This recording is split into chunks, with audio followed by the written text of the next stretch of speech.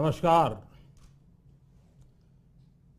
मेरे प्यारे देशवासियों, आज मैं अपनी बात की शुरुआत एक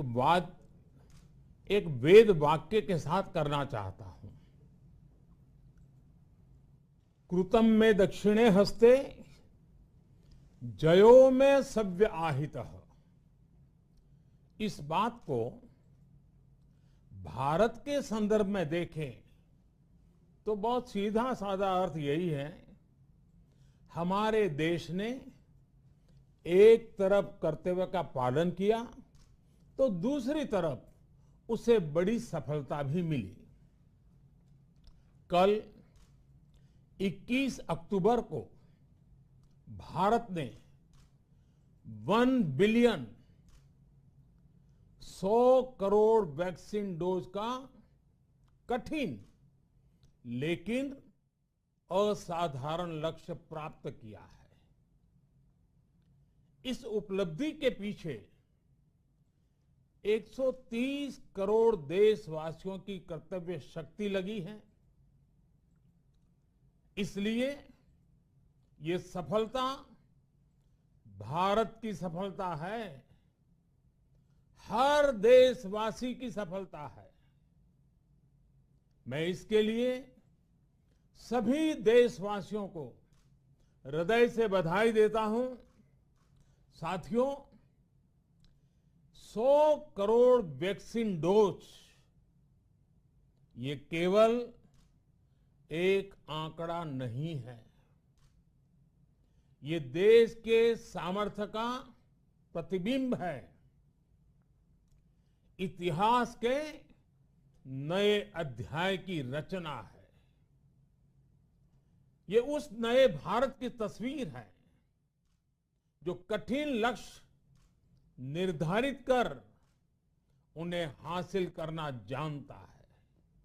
ये उस नए भारत की तस्वीर है जो अपने संकल्पों की सिद्धि के लिए परिश्रम की पराकाष्ठा करता है। साथियों, आज कई लोग भारत के वैक्सीनेशन प्रोग्राम की तुलना दुनिया के दूसरे देशों से कर रहे हैं।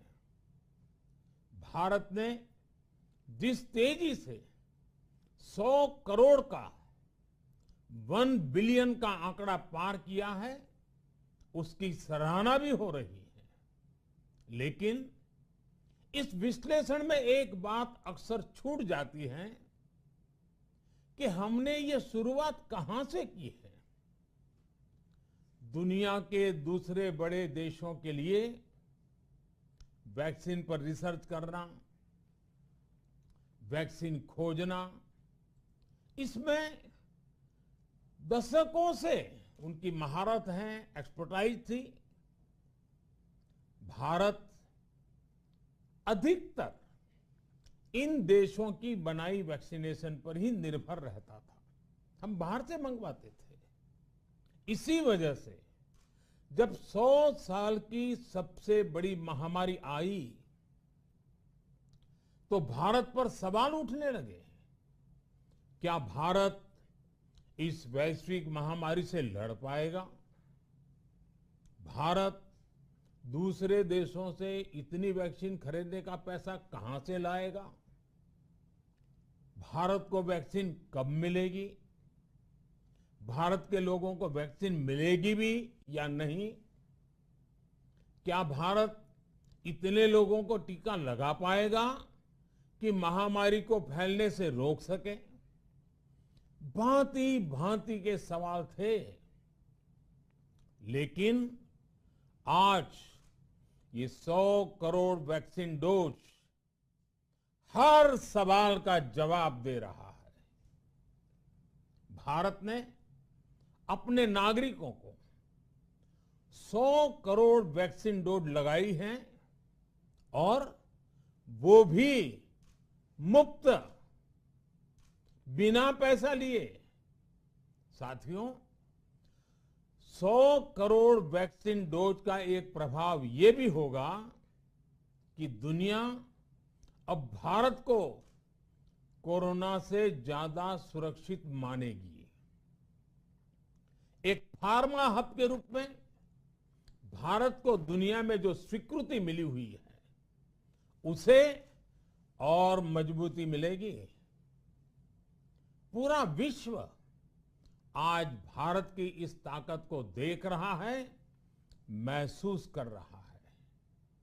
साथियों, भारत का वैक्सीनेशन अभियान सबका साथ, सबका विकास, सबका विश्वास और सबका प्रयास का सबसे जीवंत उदाहरण है।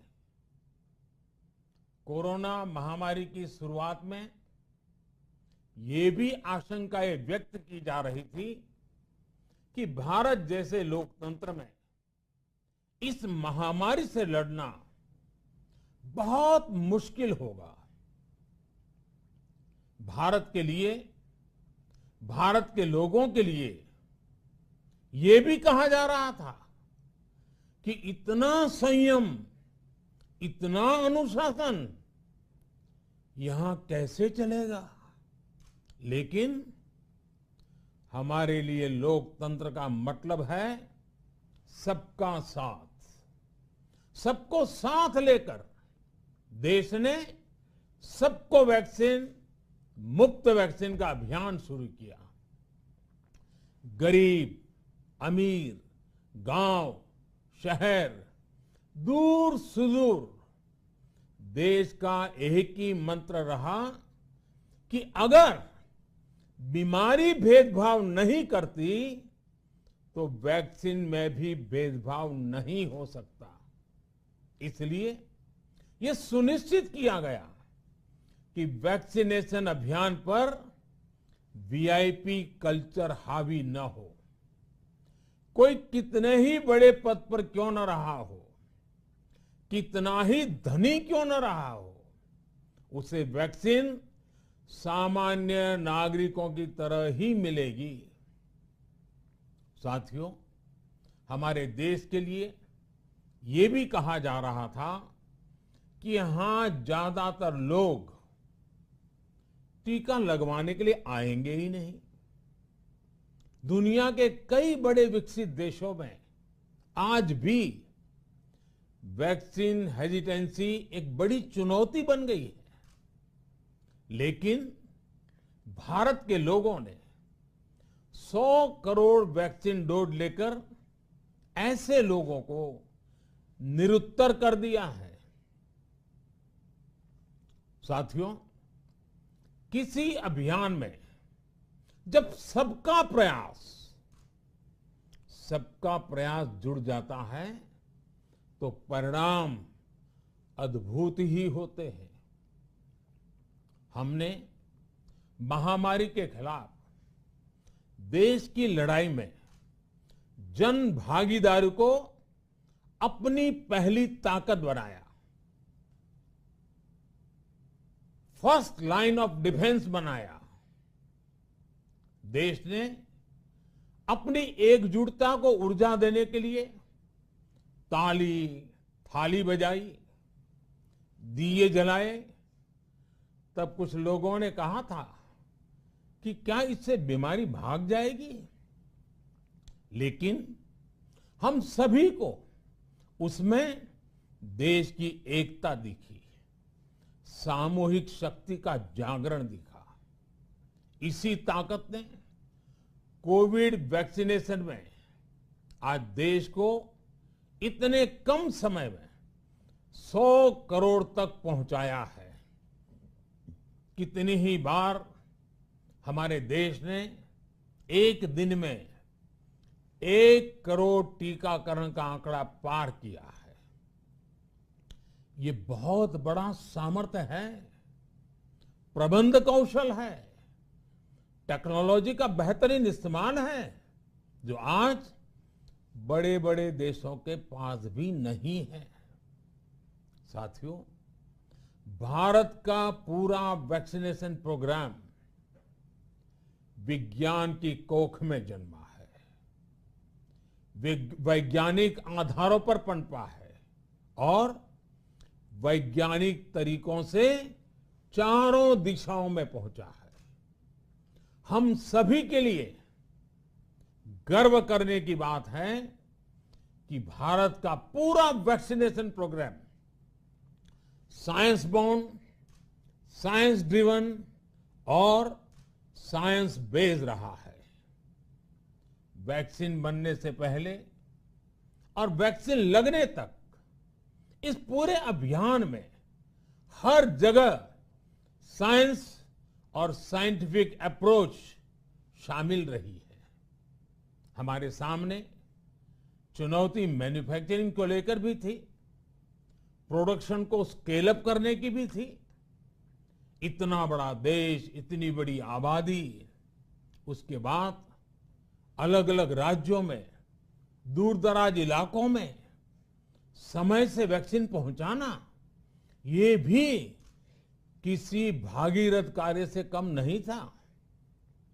लेकिन वैज्ञानिक तौर तरीकों और नए नए इनोवेशन से देश ने इस चुनौतियों के समाधान तलाशे असाधारण स्पीड से संसाधनों को बढ़ाया गया। किस राज्य को कितनी वैक्सीन कब मिलनी चाहिए, किस इलाके में कितनी वैक्सीन पहुंचनी चाहिए, इसके लिए भी वैज्ञानिक फॉर्मूले के तहत काम हुआ। हमारे देश ने कोविन प्लेटफॉर्म की जो व्यवस्था बनाई है, वो भी विश्व में आकर्षण का केंद्र है। भारत में बने कोविन प्लेटफॉर्म ने न केवल आम लोगों को सहूलियत दी, बल्कि हमारे मेडिकल स्टाफ के काम को भी आसान बनाया। साथियों, आज चारों तरफ एक विश्वास है, उत्साह है, उमंग है। समाज से लेकर इकोनॉमी, हम हर तबके पर देखें, ऑप्टिमिज्म ऑप्टिमिज्म ऑप्टिमिज्म ही नजर आता है। एक्सपर्ट्स और देश विदेश की अनेक एजेंसीज भारत की अर्थव्यवस्था को लेकर बहुत सकारात्मक है। आज भारतीय कंपनियों में न सिर्फ रिकॉर्ड इन्वेस्टमेंट आ रहा है, बल्कि युवाओं के लिए रोजगार के नए अवसर भी बन रहे हैं। स्टार्टअप्स में रिकॉर्ड इन्वेस्टमेंट के साथ ही रिकॉर्ड स्टार्टअप्स यूनिकॉर्न बन रहे हैं। हाउसिंग सेक्टर में भी नई ऊर्जा दिख रही है। पिछले महीनों में किए गए कई सारे रिफॉर्म्स, कई सारे इनिशिएटिव, गति शक्ति से लेकर नई ड्रोन पॉलिसी तक भारत की अर्थव्यवस्था को और तेजी से आगे बढ़ाने में बड़ी भूमिका निभाएंगे। कोरोना काल में कृषि क्षेत्र ने हमारी अर्थव्यवस्था को मजबूती से संभाले रखा। आज रिकॉर्ड लेवल पर अनाज की सरकारी खरीद हो रही है। किसानों के बैंक खातों में सीधे पैसे जा रहे हैं। वैक्सीन के बढ़ते हुए कवरेज के साथ साथ आर्थिक सामाजिक गतिविधियां हो, खेल जगत हो, टूरिज्म हो, एंटरटेनमेंट हो, सब तरफ सकारात्मक गतिविधियां तेज हो रही हैं। आने वाले त्योहारों का मौसम इसे और गति देगा और शक्ति देगा। साथियों, एक जमाना था जब मेड इन ये कंट्री, मेड इन वो कंट्री, इसी का बोलबाला था, बहुत क्रेज हुआ करता था। लेकिन आज हर देशवासी ये साक्षात अनुभव कर रहा है कि मेड इन इंडिया की ताकत बहुत बड़ी होती है। और इसलिए आज मैं आपसे फिर ये कहूंगा कि हमें हर छोटी से छोटी चीज जो मेड इन इंडिया हो, जिसे बनाने में किसी भारतवासी का पसीना बहा हो, उसे खरीदने पर जोर देना चाहिए। और ये सबके प्रयास से ही संभव होगा। जैसे स्वच्छ भारत अभियान एक जन आंदोलन है, वैसे ही भारत में बनी चीज खरीदना, भारतीयों द्वारा बनाई चीज खरीदना, वोकल फॉर लोकल, ये हमें व्यवहार में लाना ही होगा।